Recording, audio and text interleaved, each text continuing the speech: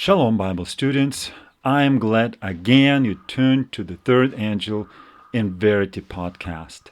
Last time we entered into a very controversial topic, stoning in the Bible.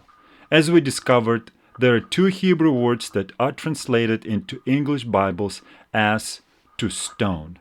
In the previous study, we looked at one of them, and that was ragam. We concluded that this word simply means to vote, which was done by throwing stones in the times of the Old Testament. Today we're going to start our discussion of the other Hebrew word that was also translated as to stone. This word is sakal. It will take 3 more studies besides this one to uncover the true meanings of God's words in the very hard to understand stories of the Bible. We are to see God in the beauty of His true character as was revealed by His only begotten Son. The word sakal is used 22 times by the Bible writers, and we're going to address the stories where the loving character of the Father in heaven has been misapplied and misinterpreted the worst.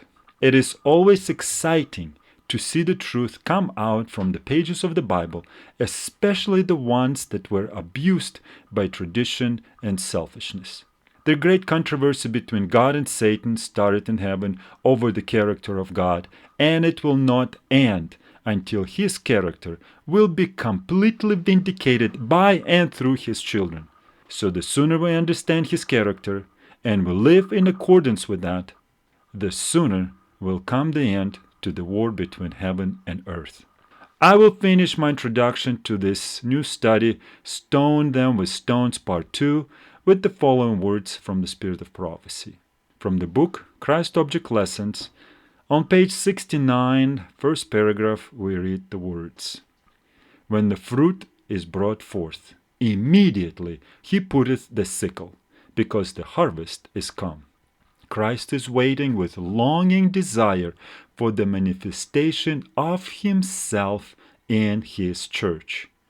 When the character of Christ shall be perfectly reproduced in His people, then He will come to claim them as His own. End of quote. Wow, there is work for us to do. So let us not lose time and get right into the study. Let's pray first. Holy Father, please fill us with your Spirit and lead us into your saving truth about your holy character as was revealed by your only begotten Son. We ask you in His name. Amen. At the end of part 1 of this study, Stone Them with Stones, the question was asked, is it possible that Hebrew word ragam, as we saw it in Deuteronomy 21, meant to cast a voting stone, but the Hebrew word sakal actually meant to stone to death? So as you remember, my short answer was no. But let's begin the study of the word and find the evidences. The third time we find the Hebrew word sakal in the Bible is in the story of Exodus. So we saw the first 2 times was also found in the story of Exodus. So we will deal with the first 2 instances of the word sakal in the Bible in part 3 of this study. It is connected to the command of God to stay at the safe distance from Mount Sinai, where God was going to reveal Himself at the time of giving the law to the nation of Israel. So let's turn to Exodus chapter 19 and we'll look at verses 12 and 13. And thou shalt set bounds unto the people round about, saying, Take heed to yourselves, that ye go not up into the mountain, nor touch the border of it. Whosoever toucheth the mount shall be surely put to death. There shall not an hand touch it, but he shall surely be stoned or shot through. Whether it be beast or man, it shall not live. When the trumpet soundeth long, they shall come up to the mount. By reading these 2 verses, most of the readers of the Bible simply conclude that the one who touched the mountain was going to be killed right on the spot. Why? Because it appears from the story God commanded so. no questions asked, just do it type of behavior. And it is surely hard to argue when you read in King James Version of the Bible these three commands which came directly from God: shall surely put to death, shall surely be stoned, and shall surely be shot through. Not one or two commands. There are three commands of killing. And some people say at this point, this settles it for me. There are three witnesses right here. What else do we need? And yet, there is another group of people that will look at these words and will say, this doesn't sound like the Son of God at all. So let's include ourselves into the second group and try to figure out, what did God exactly say to Moses on that day? We already dealt with the phrase, shall surely be put to death, in one of the previous studies. If you have not seen it, please definitely check it out. The name of it is Put to Death. It was due to the traditional misapplication and misinterpretation that translators translated this phrase as such. But the correct translation should be, he will surely die. I will take freedom to correct the mistake of the translators in verse 12 and translate the original words of God as, whosoever toucheth the mount will surely die. What about the verse 13? Some might say, there is not much wiggle room there. It is either be stoned or shot through, with death being the end result. But I just have a very hard time imagining the same Christ who rebuked James and John after they proposed to rain fire on the village of Samaria because Samaritans refused to show them hospitality with words, ye know not what manner of spirit ye are of. Luke, you can check it out in Luke 9, verse 55. Would command to slaughter his own people. So I just can't imagine that the same Christ would command to slaughter his own people. There must be an alternative explanation of this verse. Let's find it out. First, we need to ask ourselves this question. What was the purpose of God to mark the borders of the mountain? Obviously, there was a reason for it. And according to God's own principle, that he will do nothing unless he reveals it to his prophets first, see Amos 3:7, God revealed to Moses the purpose. He himself would come down to Mount Sinai in the sight of all people and speak his law, his covenant, to the hearing of all people. See Exodus 19, verses 9 and 11. And yet, what was the reason for the border? Was God afraid that the Israelites would contaminate the mountain with their dirty hands? Apparently not, because God commanded them to wash themselves for a couple of days right before the events. You can see this in Exodus chapter 19, verses 10 through 11. Here's how the author of the book Patriarchs and Prophets describes the event on page 303. God purposed to make the occasion of speaking his law a scene of awful grandeur, in keeping with its exalted character. The people were to be impressed that everything connected with the service of God must be regarded with the greatest reverence. During these intervening days, all were to occupy the time in solemn preparation to appear before God. Their person and their clothing must be freed from impurity. And as Moses should point out their sins, they were to devote themselves to humiliation, fasting, and prayer, that their hearts might be cleansed from iniquity. The preparations were made according to the command, and in obedience to a further injunction, Moses directed that a barrier be placed about the mount, that neither man nor beast might intrude upon the secret precinct. If any ventured so much as to touch it, the penalty was instant death. End of quote.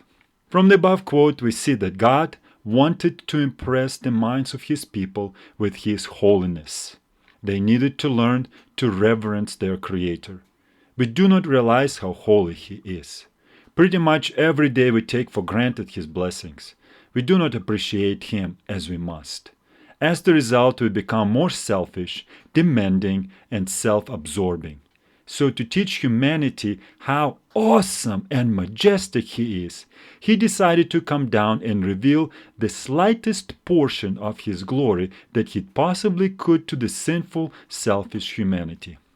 The purpose of the border was to protect Israelites from God's glory, which would be to them as a consuming fire. See Deuteronomy 4:24, Exodus 33:5. Do you remember when Moses asked God to show him his glory? What was God's response to him? Let's look at Exodus chapter 33, verses 20 through 23. And he said, Thou canst not see my face, for there shall no man see me and live. And the Lord said, Behold, there is a place by me, and thou shalt stand upon a rock. And it shall come to pass, while my glory passeth by, that I will put thee in a cliff of the rock, and will cover thee with my hand while I pass by. And I will take away mine hand, and thou shalt see my back parts, but my face shall not be seen. Now let's consider prophet Isaiah's experience when he saw God sitting on the throne, when God called him into the ministry. In Isaiah 6, verses 1 and 5, we read the following words. In the year of King Uzziah died, I saw also the Lord sitting upon the throne, high and lifted up, and his train filled the temple. Then said I, Woe is me, for I am undone, because I am a man of unclean lips, and I dwell in the midst of a people of unclean lips. For mine eyes have seen the King, the Lord of hosts. Well, in both stories we see that God allowed human beings to see His presence, but not His face. Man cannot see His glorious, holy face and live. Even a minute trace of selfishness is detrimental in the sight of the holy God. And it was for this very reason that God commanded Moses to mark the border of the mountain. The loving Father was seeking to protect His own children. Now let's see if the above conclusions hold any water. Let's see what happened when God did come down and pronounce the Ten Commandments. Let's look at Exodus chapter 20, verses 18 through 20. And all the people saw the thunderings, and the lightnings, and the noise of the trumpet, and the mountain smoking. And when the people saw it, they removed and stood afar off. And they said unto Moses, Speak thou with us, and we will hear. But let not God speak with us, lest we die. And Moses said unto the people, Fear not, for God is come to prove you, and that his fear may be before your eyes, that ye sin not. In the book of Deuteronomy, same Moses, when he was addressing the same story, he added these words of the same people. Verse Deuteronomy 5:25. Now therefore, why should we die? For this great fire will consume us, if we hear the voice of the Lord our God any more, then we shall die. So pay attention to these words. Will consume us. Did Israelites see the face of God? Did they see the form of God? No. They only heard the voice of God, and yet they felt that they were going to die. I believe the evidence is very clear why loving Heavenly Father commanded Moses to set a boundary around the Mount Sinai.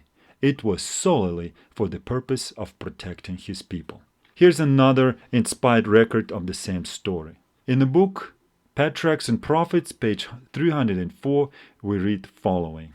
And Mount Sinai was altogether on a smoke, because the Lord descended upon it in fire. And the smoke thereof ascended as the smoke of a furnace, and the whole mount quaked greatly. The glory of the Lord was like the devouring fire on the top of the mount, in the sight of the assembled multitude. And the voice of the trumpet sounded long, and waxed louder and louder. So terrible were the tokens of Jehovah's presence, that the hosts of Israel shook with fear, and fell upon their faces before the Lord. Let me draw now an analogy here, and ask you a question right after. Please imagine a high voltage wire that hangs on a pole, and there is a warning sign on the pole that reads like this: "Do not climb the pole and touch the wire. Who will touch the wire will surely be put to death." Will this sign make any sense to you?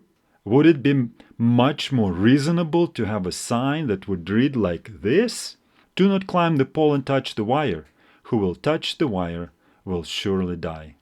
I think you see my point here. So let's address verse 13 now. Exodus 19:13. "There shall not an hand touch it, but he shall surely be stoned or shot through. Whether it be beast or man, it shall not live. When the trumpet soundeth long, they shall come up to the mount." So what do we read in this verse? A statement of warning or punishment?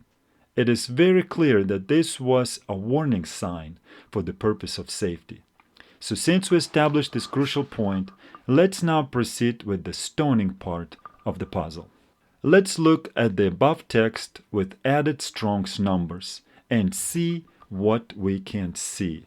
Here we see the same verse 13, and we see the Hebrew numbers, Strong's numbers of the Hebrew words.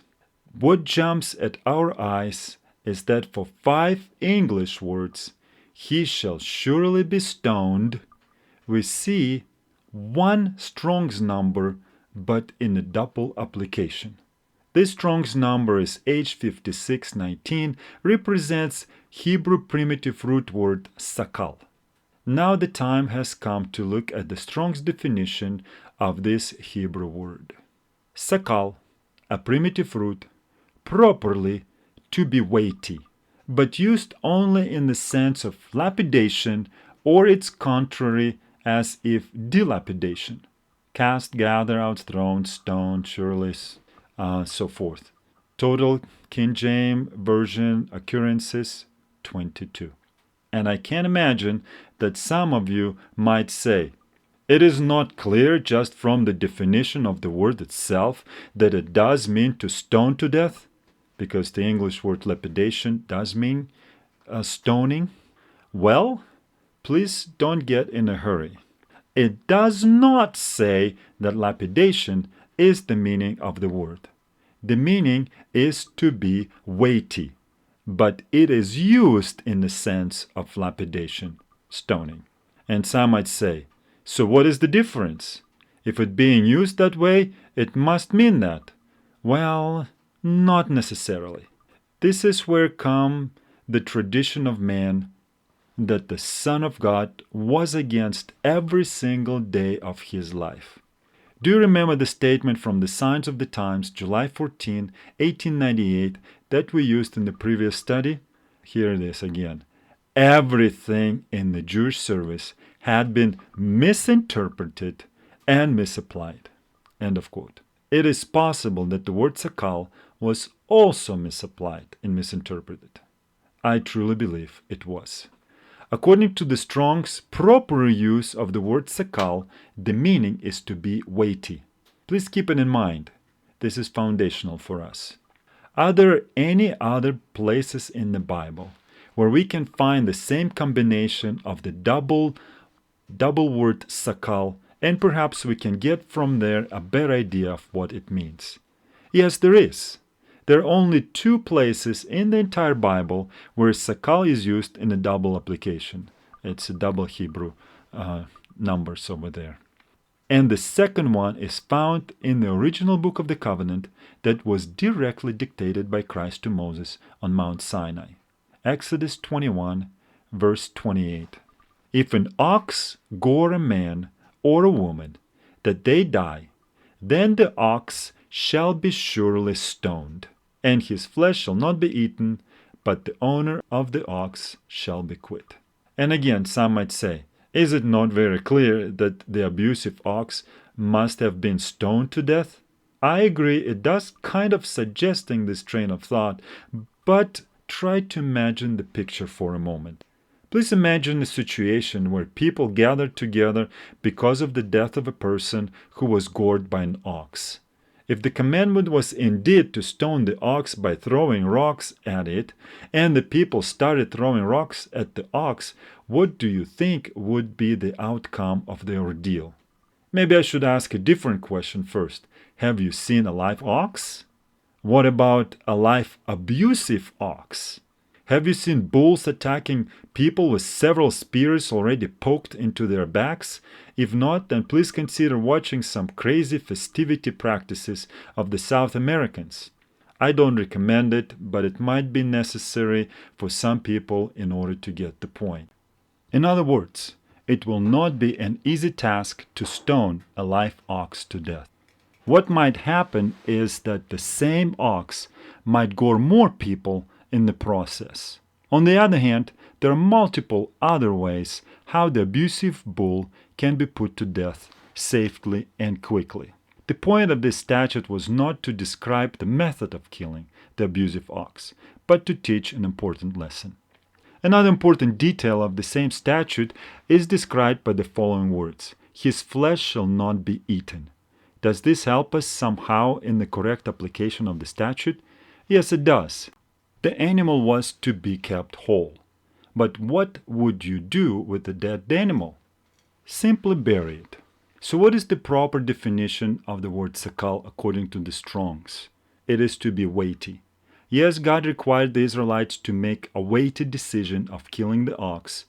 It was already condemned unto death by Creator Himself. I don't believe they stoned the animal to death, but they could have also, after the killing the animal, piled up rocks over the dead animal for making a monument for all to remember how to deal with an ox that developed the practice of goring or pushing with his horns. At this point, I would like to bring forth a witness, that of Apostle Paul. He was a teacher of the covenant, the law of God. He was a Pharisee of Pharisees, and his mind was illuminated by the Spirit of God on the way to Damascus. From that point on, and particularly for the next 3 years, he was taught directly by Christ.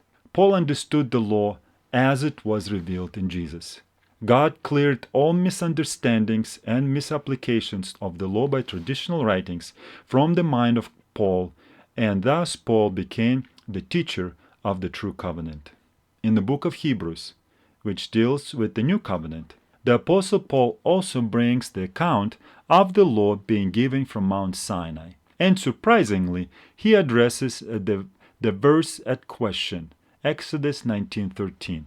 Let's see how Apostle Paul quotes the verse. Hebrews 12, verse 20 and 21. For they could not endure that which was commanded. And if so much as a beast touch the mountain, it shall be stoned, or thrust through with a dart.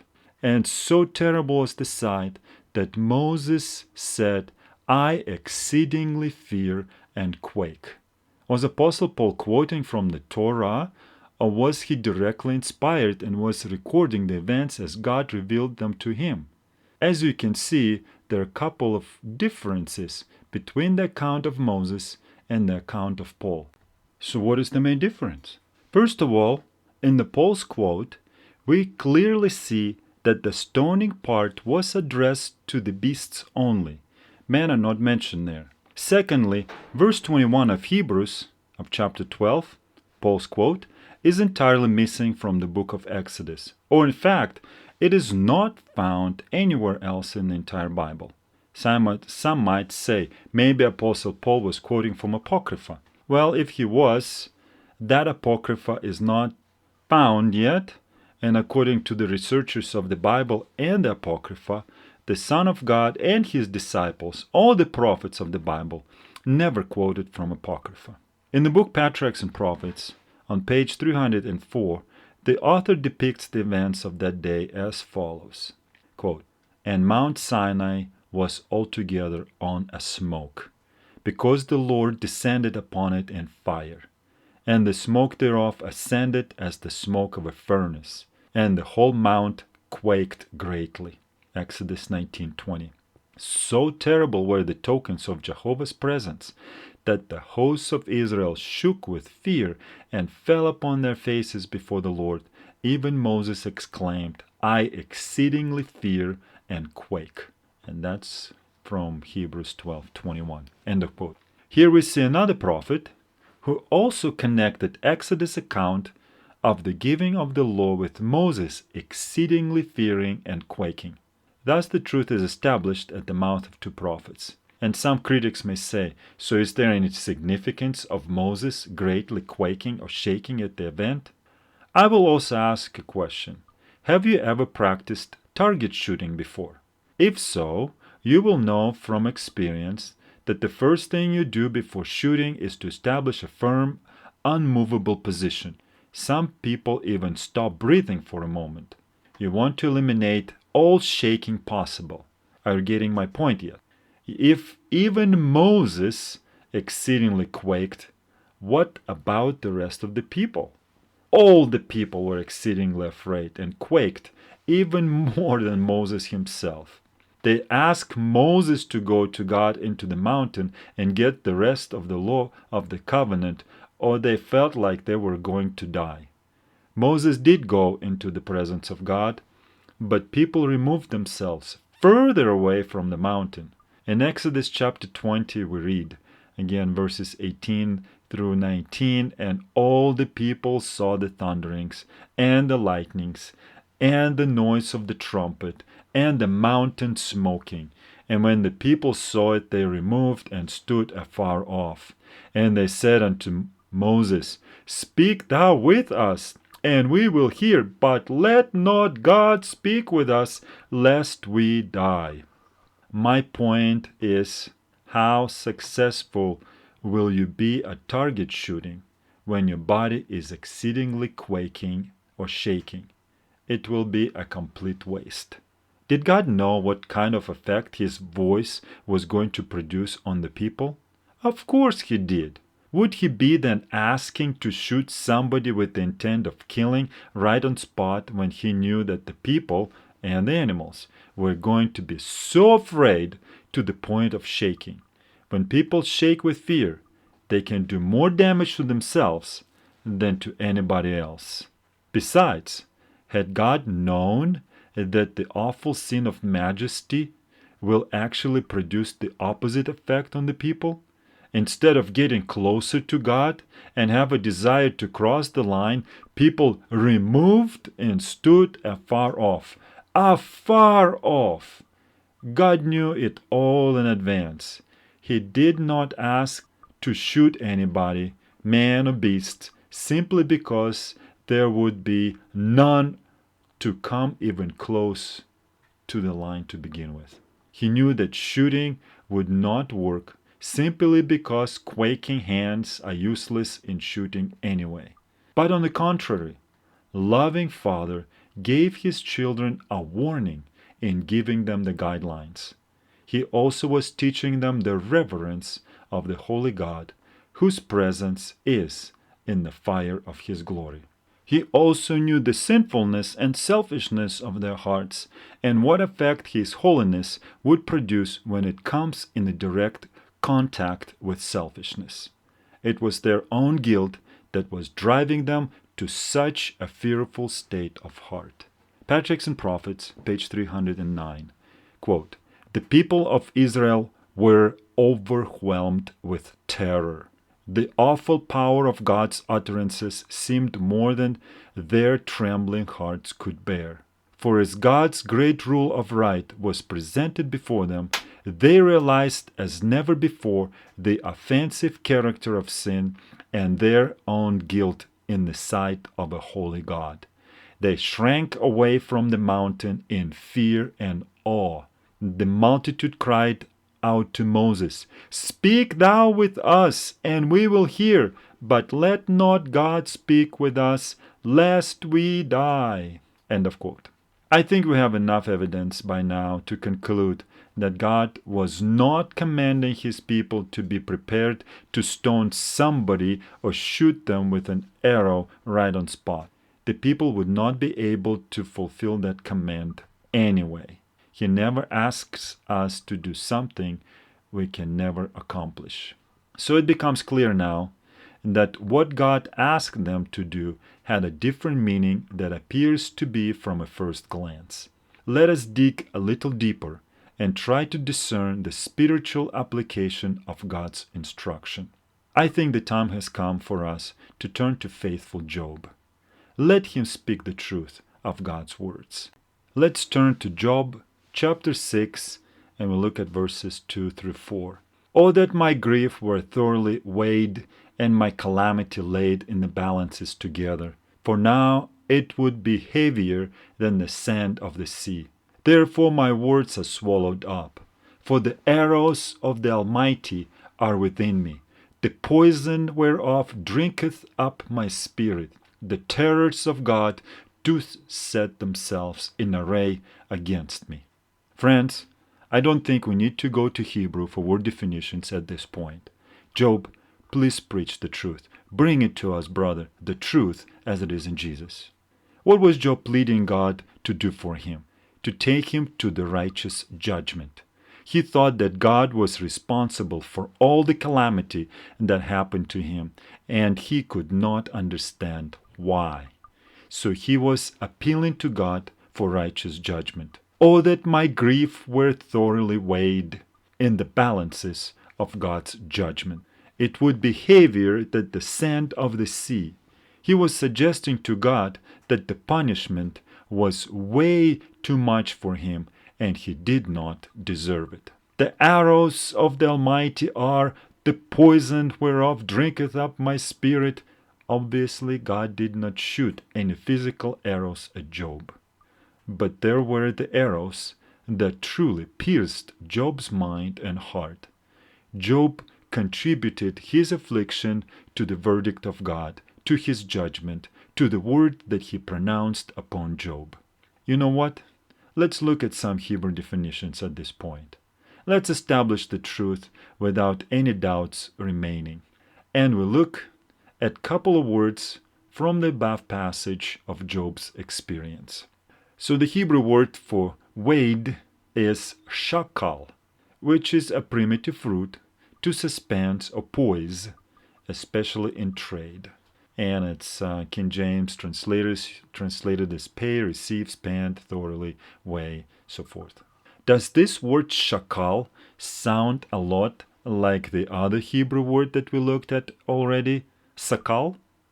And in Hebrew, if the word sounds alike, the meaning is also somewhat similar. And we see it to be the case in this situation also. By the way, do you know that the Hebrews in Old Testament times used regular stones for their weights in their balances? They were not some special metal weights that people use in our times in the marketplaces. They were simply rocks. This is why God told them to use the right weights. It was very easy to deceive when they used the regular rocks for weighing the products at the marketplaces. Let's turn to the book Leviticus chapter 19 and we'll look at verses 35 and 36. Ye shall do no unrighteousness in judgment, in meat yard, in weight, or in measure. Just balances, just weights, a just ephah, and a just hin shall ye have. I am the Lord your God, which brought you out of the land of Egypt. In verse 36, for the English word weights is used the Hebrew word ebanim, which is actually a plural for rocks or stones. We have seen this in our previous study, Introduction to Stoning. The concept of just balances, just weights, just measures was also the concept of judgment. A physical weighing of products was connected to a spiritual concept of judgment. And as we already saw before, God is using His people, His church, to judge sinners. In Matthew chapter 18, where Christ established the way or steps of dealing with a sinner, He said these words in verses 17 and 18. And if a sinner shall neglect to hear them, who came to rebuke him, tell it unto the church. But if he neglect to hear the church, let him be unto thee as an heathen man and a publican. Verily I say unto you, whatsoever ye shall bind on earth shall be bound in heaven, and whatsoever ye shall loose on earth shall be loosed in heaven. Christ gave his people, his church, the right to judge the sinners by saying these words, "Judge not according to the appearance, but judge righteous judgment." See John chapter 7, verse 24. In Job 6, verse 2, the phrase thoroughly weighed comes from a double word shakal, H8254 twice, just like the word sakal was used in the double application in Exodus 19, verse 13, and was translated into English as surely be stoned. For the second witness that the weighing in the balances is a very prominent judgment concept, we can look at the story of Daniel, when the king of Babylon was obviously judged for his sins against the Almighty. A mysterious writing appeared on the wall, which nobody could read but Daniel, and one of the words were interpreted by Daniel as verse 27 of chapter 5 of Daniel, "Thou art weighed in the balances, and art found wanting." Thus the judgment was pronounced, and the very same night the king was killed in his own palace. And I hope you start seeing a picture that the Hebrew word sakal, translated as to stone, could also be translated as judged or condemned. Let's go back to Job chapter 6, verse 4, and look at the Hebrew word for arrows. "For the arrows of the Almighty are within me. The poison whereof drinketh up my spirit. The terrors of God do set themselves in array against me." The Hebrew word is hayatz and comes from Hebrew H2686, properly a piercer, that is, an arrow, by implication a wound, figuratively of God, thunderbolt, by interchange from H6086, the shaft of a spear. And you see how King James translators translated it. What kind of piercing things the Almighty was getting at Job that they were so affecting his spirit?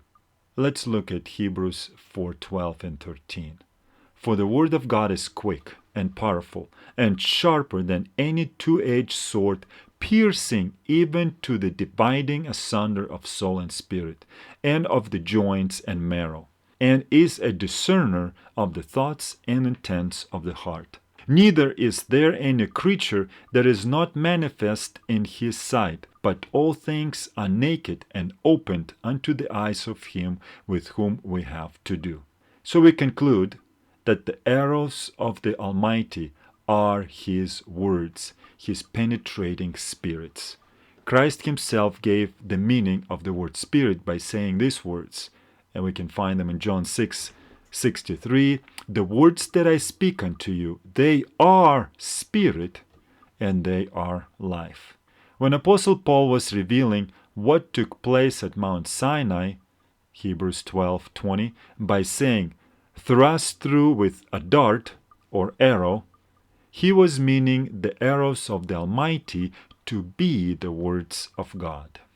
Now let's go back to Exodus account again and look at the verse "shot through" a little closer. Let's look at the verse again, verse 13 of chapter 19 of Exodus. "There shall not an hand touch it, but he shall surely be stoned, or shot through.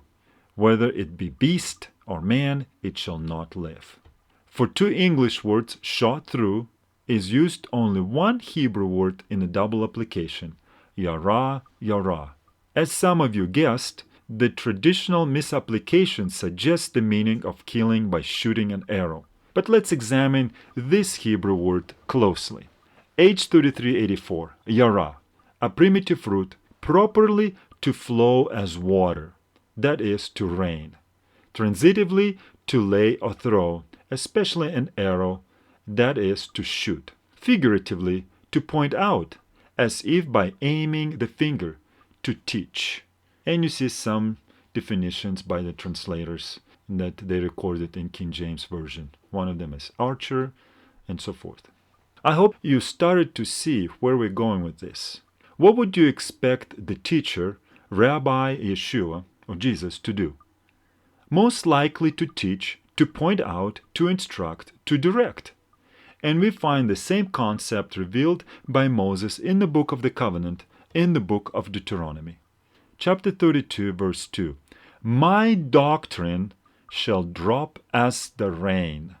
My speech shall distill as the dew, as the small rain upon the tender herb, and as the showers upon the grass.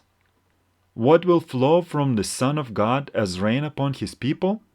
His speech, his doctrine, his instruction, his spirit. It's interesting to note the Hebrew word Torah, law, H8451, comes from the Hebrew word yara. It means a precept or statute, especially the Decalogue or Pentateuch, law. Let's look at Exodus 24:12.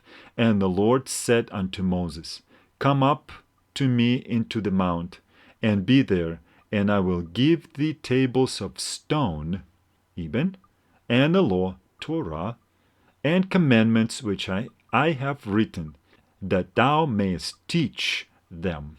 Have you ever wondered why God wrote 10 commandments on the stones? Are these the stones that he is weighing us with?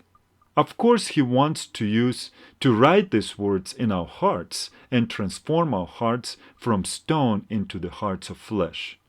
And when our hearts will be thus transformed, out of our belly shall flow, yara, rivers of living water. See John 7:38. Now I would like to bring to your attention the prophecy of Joel in chapter 2, verse 23. Joel 2:23. Be glad then, ye children of Zion, and rejoice in the Lord your God, for he hath given you the former rain moderately, and he will cause to come down for you the rain, the former rain and the latter rain in the first month. Most of us are very familiar with this prophecy and expecting the outpouring of the latter rain very soon. If you have not checked what the Hebrew word for former rain is, you will be pleasantly surprised, and it is directly connected with this study. Let's check it out. The Hebrew word is moreh and means an archer, also teacher or teaching, also the early rain. But how can early rain also mean an archer? And how an archer can also mean a teacher? And how does this relate to our study? Thank you for asking these very important questions. The Hebrew word moreh comes from the Hebrew root word, you guessed it, yara. Just like Torah, moreh comes from the same root word. This is how rain, teaching, and archer can be represented by the same word. I hope you see by now that in Exodus 19:13, where God said that any man or beast should be shot through, he did not mean that an archer would have to kill that man or beast. It was not a physical arrow that was going to kill that man or beast, but the spiritual one. Sin or sinner cannot dwell in the presence of God's glory. And the loving Father knows that, and he is trying very hard to protect us from instant death. At the cross, the Father had to veil his glory in order to protect even fallen humanity from instant death. Let's look at the quote from Patriarchs and Prophets on page 304 that we already looked at before. The preparations were made according to the command. And in obedience to a further injunction, Moses directed that a barrier be placed about the mount, and that neither man nor beast might intrude upon the sacred precinct.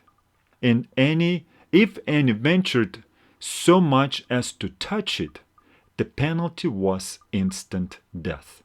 End of quote.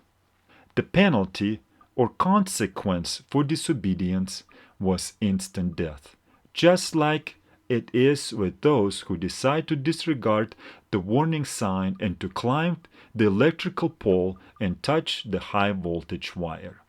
I believe we come to finish line of Exodus 19:13 discussion, and we need to draw some final conclusions. Let's read the passage again as it appears in King James Version of Bible. Again, Exodus 19:12 and 13. And thou shalt set bounds unto the people round about, saying, Take heed to yourselves, that ye go not up into the mount, or touch the border of it. Whosoever toucheth the mount shall be surely put to death. They shall not an hand touch it, but he shall surely be stoned or shot through. Whether it be beast or man, it shall not live. Now let's apply the discussed wisdom and understanding to the above passage and make a paraphrase of it. We are not rewriting the scripture by doing so, but rightly dividing the word of truth. And thou shalt set bounds unto the people round about, saying, Take heed to yourselves, that ye go not up into the mount, or touch the border of it. Whosoever toucheth the mount shall surely die. They shall not an hand touch it, but he shall surely be condemned, and penetrated with the glory of God's word, whether it be beast or man, his own sinfulness and guilt will kill him. If you still think that I am stretching the truth, then let me bring one more evidence at the conclusion of the study. By the way, this is not the conclusion of the study of Stone Them with Stones yet. In part 3, we will go deeper yet and look at other instances where you might be absolutely sure that the people were stoned to death. Here's the final proof for today. It is the same chapter, Exodus 19, just a few verses below the verse 13, verse in question. Let's read verses 21 through 24. And the Lord said unto Moses, Go down, charge the people, lest they break through unto the Lord to gaze, and many of them perish. And let the people also which come near to the Lord sanctify themselves, lest the Lord break forth upon them. And Moses said unto the Lord, The people cannot come up to the Mount Sinai, for thou chargest us, saying, Set bounds about the mount, and sanctify it. And the Lord said unto him, Away, get thee down, and thou shalt come up, thou and Aaron with thee. But let not the priests and the people break through to come up unto the Lord, lest he break forth upon them. Question: How would many of them perish? See verse 21. Answer: God would break forth upon them. Question: In what way would he break forth upon them? Answer: His glory, not him. His glory, which is the consuming fire, would consume them instantly. Final question: If God's glory could consume the disobedient sinner, why would he ask his children to do the dirty work instead? Would or could he ask his children to murder somebody else and thus break the sixth commandment? You decide to yourself. But for my household, it is clear. God will never ask or command his children to break his holy law. His law is as holy as he is holy. In conclusion, I say this. God never commands his people to kill or murder other human beings. It is against his law and his character. The words, as they come to us in King James Version of the Bible, put to death, surely be stoned, and shot through in Exodus 19:13, were never addressed to his people. God simply warned his people what would happen when he would break forth upon disobedient children. It was simply a loving statement of warning. His glory is a consuming fire to a sin-affected humanity. As I close, I know some of you mentally go through some stories where it appears very strongly that Israelites must have stoned other people to death. And I am sure somebody would have the story of Achan in their minds. As I mentioned, We will address the hardest story of stoning in the Bible, and will definitely explore the story of Achan. Please join us next time as we will continue to dig deeper in finding the treasures of truth in the Word of God. God bless.